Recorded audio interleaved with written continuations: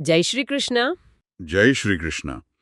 અમ, પુષ્ટિપંથ ચેનલમાં તમામ વૈષ્ણવોનું હાર્દિક સ્વાગત છે. આજે આપણે એક એવી ઊંડાણપૂર્વક ચર્ચા કરવાના છીએ જે કદાચ ઘણા વૈષ્ણવોના મનમાં ક્યારેક ને ક્યારેક તો આવી જ હશે. હા, સાચી વાત છે. અને આજનો વિષય છે પણ એટલો જ રસપ્રદ. બિલકુલ. એટલે જુઓ, આપણે ત્યાં પુષ્ટિ માર્ગમાં ભાવ એવો છે કે પ્રભુને એકદમ સુકોમળ બાળકની જેમ લાડ લડાવવાના. જાણે ફૂલની પાંખડીનું પણ વજન ન લાગવું જોઈએ, ખરું ને? હા, એકદમ સાચું.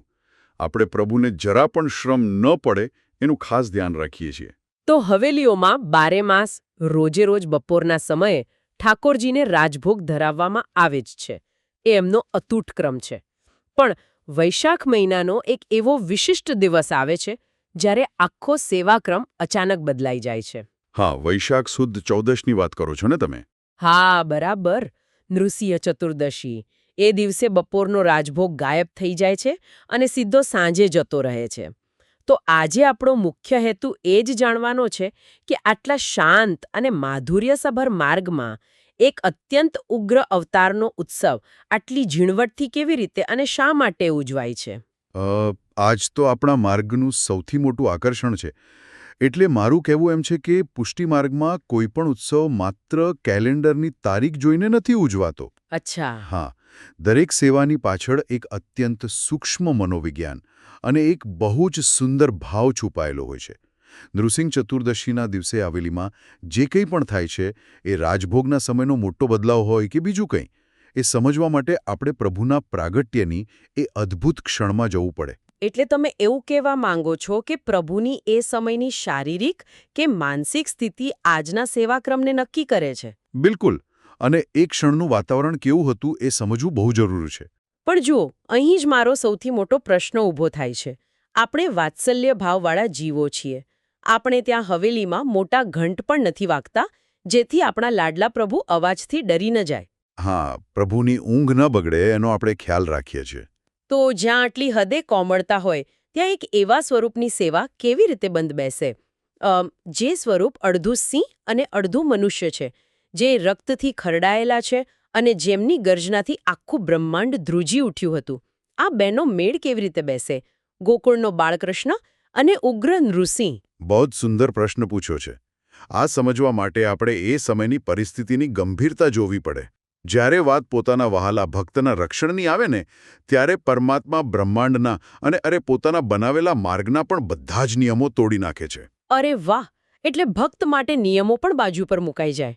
હા, રાક્ષસરાજ હિરણ્યકશ્યપુનો અહંકાર એ હદે પહોંચી ગયો હતો કે તેણે પોતાના જ પુત્ર પ્રહલાદજી પર અત્યાચારોની હદ વટાવી દીધી હતી.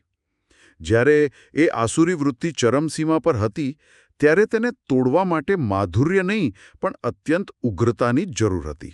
સાચી વાત છે. એવા સમયે કોમળતા કામ ના આવે. બરાબર.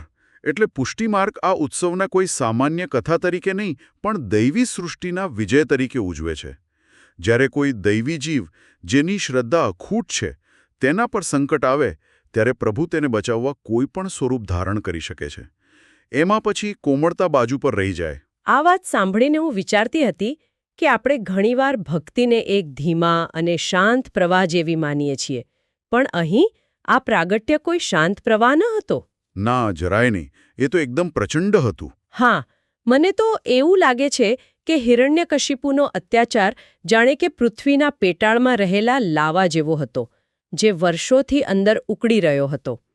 એનું દબાણ એટલું બધું વધી ગયું હતું કે જ્વાળામુખી ફાટવાની જરૂર હતી. વાહ, બહુ જ સચોટ ઉદાહરણ આપ્યું તમે. અને પ્રહલાદજીનો પેલો વિશ્વાસ ખરો ને કે મારો નાથ કણે કણમાં વસે છે, એ અડગ વિશ્વાસ જાણે એ જ્વાળામુખી ફાટવાની ચિનગારી હતો. જ્યારે એ જળ સ્તંભ ફાટ્યો, એ કોઈ બીજમાંથી ફૂટતા ધીમા અંકુર જેવું નહોતું, એ એક પ્રચંડ વિસ્ફોટ હતો. અદ્ભુત. આ જ્વાળામુખી અને દબાણનું ઉદાહરણ એકદમ પરફેક્ટ છે. કારણ કે જ્યારે એ થાંભલો ફાટ્યો ત્યારે તેમાંથી જે સ્વરૂપ બહાર આવ્યું, એનું તાપમાન, એનો ક્રોધ એવો જ હતો જાણે હજારો સૂર્ય એક સાથે તપી રહ્યા હોય. હજારો સૂર્ય? બાપરે! હા, નૃસિંહ ભગવાનની આંખોમાંથી ક્રોધની જ્વાળાઓ નીકળતી હતી. એ વિસ્ફોટ એટલો ભયાનક હતો કે બ્રહ્માજી અને શિવજી સહિતના દેવતાઓ પણ તેમની પાસે જતા ડરતા હતા. અચ્છા, દેવતાઓ પણ ડરતા હતા? બિલકુલ. અને બસ આ જ બિંદુ પરથી આપણા પુષ્ટિમાર્ગીય વૈષ્ણવનું સાચું મનોવિજ્ઞાન શરૂ થાય છે. હા, મને સમજાયું. કારણ કે સામાન્ય માણસ જો આવા ઉગ્ર દેવતાને જુએ તો એ બીકથી ધ્રુજવા લાગે. પણ એક પુષ્ટિમાર્ગીય વૈષ્ણવ ડરતો નથી, એ ચિંતામાં પડી જાય છે. એકદમ સાચી વાત પકડી તમે. હા, વૈષ્ણવ એવું નથી વિચારતો કે પ્રભુ મને મારી નાખશે. એ તો એવું વિચારે છે કે અરે રે, મારા લાડલા પ્રભુ આટલા ક્રોધમાં છે. એમનું શ્રીઅંગ કેટલું તપી ગયું હશે, એમને કેટલો શ્રમ પડ્યો હશે. હવે હું એમને શાંત કેવી રીતે કરું? બસ આ જ તો આપણો ભાવ છે. અને એટલે જ હવેલીની સેવામાં તરત જ સંપૂર્ણ બદલાવ આવી જાય છે. આખો સેવાક્રમ સીધો જ પ્રભુના એ પ્રચંડ ક્રોધને, એ જ્વાળામુખી જેવા તાપને શાંત કરવા પર કેન્દ્રિત થઈ જાય છે. એટલે પેલા શીતોપચારની શરૂઆત થાય છે. હા, પુષ્ટિમાર્ગમાં આને શીતોપચાર કહેવાય છે. શીતોપચાર એટલે એવી દરેક સેવા જે પ્રભુને શારીરિક અને માનસિક રીતે અંદરથી ઠંડક આપે. બપોરના સમયે આજના દિવસે હવેલીઓમાં શ્રી શાલિગ્રામજીને વિશેષ રૂપે પંચામૃત સ્નાન કરાવવામાં આવે છે. પંચામૃત સ્નાન. એટલે કે દૂધ, દહીં, ઘી, મધ અને સાકરથી સ્નાન. આ પાંચેય વસ્તુઓ આયુર્વેદિક દૃષ્ટિએ અત્યંત શીતલતા પ્રદાન કરનારી છે. હા, અને એક તરફ વૈશાખ મહિનાની બપોરની કાળઝાળ ગરમી અને બીજી તરફ પ્રભુના પોતાના સ્વરૂપનો ઉગ્ર તાપ, આ બંનેને શાંત કરવા માટે આ પંચામૃત સ્નાન થાય છે. એક મિનિટ, મને યાદ આવ્યું, મેં સાંભળ્યું છે કે આ સમયે હવેલીમાં શંખ અને ઝાલર પણ વાગે છે. આપણે તો સામાન્ય રીતે આ વાદ્ય વગાડતા નથી. હા, આ એક ખૂબ જ ઝીણવટભરી બાબત છે આપણા માર્ગમાં. સામાન્ય દિવસોમાં આપણે પ્રભુને ત્રાસ ન થાય એટલે મૃદંગ કે વીણા જેવા કોમળ વાદ્યો વગાડીએ છીએ. પણ આજે સ્વરૂપ જ અલગ છે. બરાબર. જ્યારે પ્રભુ સ્વયં નૃસિંહ સ્વરૂપમાં અતિ ભયંકર ગર્જનાઓ કરતા હોય, ત્યારે એ આવેશને, એ રૌદ્ર સ્વરૂપને શાંત કરવા અને એ ઉગ્રતાને છાજે એવો મંગળધ્વનિ કરવા માટે શંખ, ઝાલર અને ઘંટનાદ કરવામાં આવે છે. આ ધ્વનિ પ્રભુના એ વિશિષ્ટ સ્વરૂપને વધાવવા માટે છે. શું વાત છે! કેટલી અદ્ભુત સમજ! અને સ્નાન પછી પ્રભુને જે વસ્ત્રો અને શૃંગાર ધરાવવામાં આવે છે, એમાં પણ આ જ શીતલતાનો ભાવ હશે ને? ચોક્કસ. આજના દિવસે પ્રભુને માત્ર ને માત્ર મલમલના વસ્ત્રો ધરાવવામાં આવે છે. મલમલ એ દુનિયાનું સૌથી હળવું અને સુકોમળ કાપડ છે, જે ગરમીમાં સૌથી વધુ રાહત આપે છે. હા, મલમલથી તો બહુ ટાઢક મળે. અને આ વસ્ત્રોનો રંગ કેસરી હોય છે. કેસરી રંગ એ નૃસિંહ પ્રભુના પ્રચંડ તેજ અને વૈરાગ્યનું પ્રતીક છે. એક મિનિટ, તે જ સમજાયું, કારણ કે પ્રભુ જ્વાળામુખીની જેમ પ્રગટ થયા. પણ વૈરાગ્ય ક્યાંથી આવ્યો? કોઈ વ્યક્તિ પોતાના વહાલા ભક્તને બચાવવા માટે આટલો મોટો ક્રોધ કરે, વિસ્ફોટ કરે, એમાં વૈરાગ્ય ક્યાં છે? વૈરાગ્ય એટલે તો બધું છોડી દેવું. જુઓ, આ જ તો પુષ્ટિમાર્ગનું ઊંડાણ છે. સાચો વૈરાગ્ય એ નથી કે તમે જંગલમાં જઈને બેસી જાઓ. જ્યારે પરમાત્મા પોતાના એક નાના એવા ભક્ત માટે, પ્રહલાદજી માટે, બ્રહ્માંડના તમામ નિયમો, પોતાની મર્યાદાઓ અને પોતાના અગાઉના તમામ સ્વરૂપોનો ત્યાગ કરી દે છે. અચ્છા, એટલે સ્વરૂપનો ત્યાગ. હા, જ્યારે પ્રભુ એવું વિચારે છે કે મારે દેવતા નથી રહેવું, મારે મનુષ્ય નથી રહેવું, પશુ પણ નથી રહેવું, એ પોતાના નિયમો પ્રત્યેનો જે ત્યાગ છે ને, એ જ સાચો વૈરાગ્ય છે. અરે વાહ! આ તો મેં ક્યારે વિચાર્યું જ નહોતું. કાર ધરાવવામાં આવે છે, જેને આપણે વાઘનખ કહીએ છીએ. વાઘનખ એટલે કે વાઘના નખ? પણ આપણે પુષ્ટિમાર્ગમાં ક્યારેય પ્રભુને હથિયાર કે શસ્ત્ર નથી ધરાવતા. આપણે સુદર્શન ચક્ર પણ પ્રભુના હાથમાં દર્શાવતા નથી. તો પછી આ વાઘનખ કેમ? આ એક બહુ જ હૃદયસ્પર્શી બાબત છે. આ વાઘનખ એ કોઈ યુદ્ધનું શસ્ત્ર નથી. એ પ્રભુના રક્ષણાત્મક પ્રેમનું, વાત્સલ્યનું પ્રતીક છે. રક્ષણાત્મક પ્રેમ એટલે કેવી રીતે? જરા વિચારો, એક સિંહણ જ્યારે શિકાર કરે છે ત્યારે તેના દાંત અને નખ અત્યંત ઘાતક હોય છે. પણ એ જ સિંહણ જ્યારે પોતાના બચ્ચાને એક જગ્યાથી બીજી જગ્યાએ લઈ જાય છે, ત્યારે એ જ દાંતથી એ પોતાના બચ્ચાને પકડે છે. હા, અને બચ્ચાને તો સહેજ પણ ઉજરોડો પડતો નથી. બિલકુલ. હિરણ્યકશિપુ માટે નૃસિંહ ભગવાનના નખ વજ્ર જેવા કઠોર હતા. પણ એ જ નખથી જ્યારે પ્રભુએ પ્રહલાદજીને પોતાના ખોળામાં બેસાડીને વહાલ કર્યો, ત્યારે એ નખ માખણ જેવા મુલાયમ થઈ ગયા હતા. વૈષ્ણવો આ વાઘનખ ધરાવીને પ્રભુના એ જ રક્ષણાત્મક પ્રેમને યાદ કરે છે. વાહ! સિંહણના બચ્ચાનું આ ઉદાહરણ ખરેખર આંખો ખોલી નાખે તેવું છે. શસ્ત્ર પણ જ્યારે વાત્સલ્યમાં ભળે છે ત્યારે તે શૃંગાર બની જાય છે. અદ્ભુત. હા, આ જ આપણો માર્ગ છે. પણ જુઓ, આટલી બધી વાતો થઈ, આપણે પ્રભુને નવડાવ્યા, ઠંડક આપી, વસ્ત્રો પહેરાવ્યા. મારો પહેલો પ્રશ્ન તો હજુ ઊભો જ છે. આ બધું બપોરે થાય છે તો પછી પ્રભુની થાળી ક્યાં ગઈ? એમનો બપોરનો રાજભોગ કેમ અટકી જાય છે? જો પ્રભુ જીવંત છે તો આટલા મોટા વિસ્ફોટ પછી તો એમને સખત ભૂખ લાગવી જોઈએ ને? બહુ વ્યાજબી સવાલ છે. આનો જવાબ માનવ મનોવિજ્ઞાનમાં જ છે. જુઓ, જ્યારે તમારા ઘરમાં કોઈ નાનું બાળક ખૂબ જ રડતું હોય, અત્યંત ક્રોધમાં હોય, અથવા હમણાં જ કોઈ બહુ જ ડરાવણી કે થકવી નાખનારી પરિસ્થિતિમાંથી બહાર આવ્યો હોય, ત્યારે એનો શ્વાસ ફૂલેલો હોય છે. હા, એકદમ હફતું હોય બાળક. તો શું એવા સમયે તમે એને પરાણે બેસાડીને પૂરી, શાક, લાડુ જેવું ભારે કે ગરિષ્ઠ ભોજન જમાડી શકો? ના ભાઈ, બિલકુલ નહીં. એવા સમય તો બાળક કંઈ ગળે ઉતારી જ ન શકે. આપણે પહેલાં તો એને ખોળામાં બેસાડીએ, એના માથે હાથ ફેરવીએ, એને થોડું ઠંડુ પાણી કે શરબત આપીએ, જેથી એનો શ્વાસ હેઠો બેસે. બસ, અક્ષરશઃ આ જ ભાવ હવેલીમાં કામ કરે છે. અચ્છા, એટલે પ્રભુ થાકેલા છે. હા, પ્રભુ જ્યારે સ્તંભમાંથી પ્રગટ થયા ત્યારે તેમનો આવેશ, તેમનો શ્રમ એટલો બધો હતો કે તે સમયે તેમને સીધો રાજભોગ ધરાવવો એ પુષ્ટિમાર્ગના વાત્સલ્ય ભાવની તદ્દન વિરુદ્ધ ગણાય. એટલે પહેલાં તેમને સ્નાન કરાવીને માત્ર શીતલ સામગ્રીઓ ધરાવીને શાંત કરવામાં આવે છે. સમજાયું. રાજભોગ ભારે પડે એટલે. બરાબર. અને બીજી અને સૌથી અગત્યની વાત છે સમયની ગણતરી. હા, સમયનું શું રહસ્ય છે આમાં? શાસ્ત્રો મુજબ હિરણ્યકશિપુને એવું વરદાન હતું કે તે ન દિવસે મરે ન રાતે મરે. તેથી નૃસિંહ ભગવાન બરાબર એવા સમયે પ્રગટ થયા જ્યારે દિવસ અને રાત બંને ભેગા થતા હોય.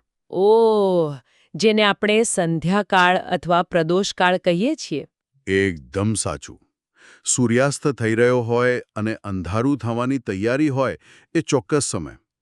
આપણા શ્રી ગુસાઈજી, જેઓ સેવાની પ્રણાલિકાઓના, સમયના અને ભાવના મહાન જ્ઞાતા હતા, તેમણે આ બરાબર પકડી લીધું.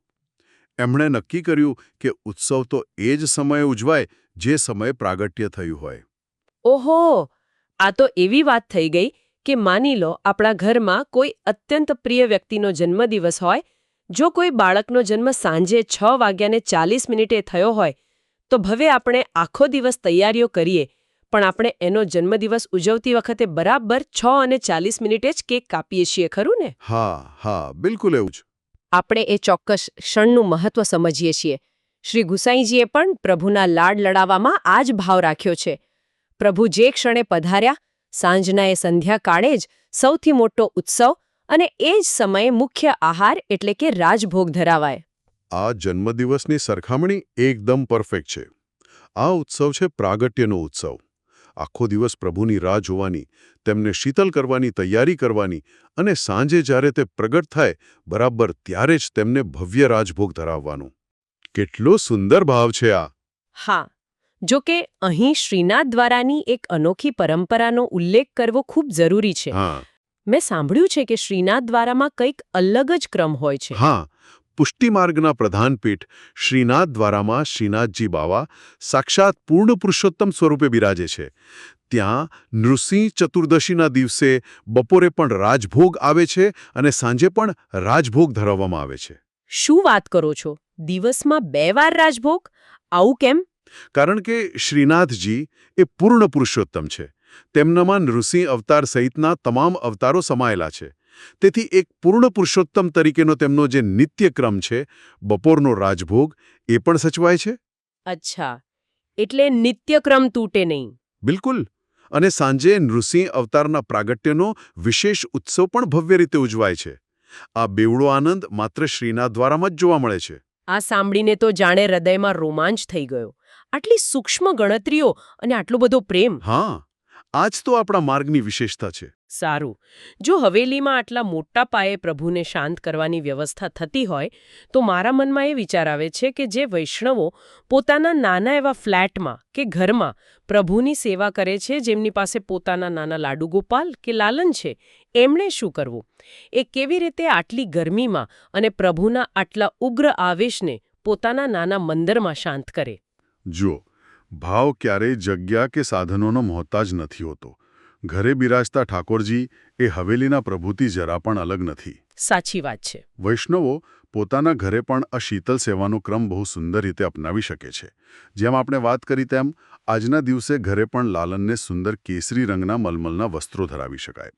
પણ સૌથી મહત્વની વાત છે ભોગની સામગ્રી. સામગ્રી એટલે કેવી? પ્રભુના ક્રોધાગ્નિને અંદરથી શાંત કરવા માટે વૈષ્ણવોએ પોતાના હાથે ખૂબ જ શીતલ સામગ્રીઓ સિદ્ધ કરવી જોઈએ. ચોક્કસ. સામગ્રીઓની વાત કરીએ તો ઘરના રસોડામાં એવી કઈ વિશિષ્ટ વસ્તુઓ બની શકે જે પ્રભુને તરત જ ઠાડક આપે અને એ બનાવતી વખતે વૈષ્ણવની માનસિક સ્થિતિ કેવી હોવી જોઈએ? આજના દિવસની સૌથી મુખ્ય સામગ્રી છે સત્વો. સત્વો આ બરાબર કેવી રીતે બને? સત્વો એટલે શેકેલા ચણા અથવા જવનો ઝીણો લોટ. એમાં દળેલી સાકર અને એલચીનો ભૂકો મિક્સ કરવામાં આવે છે.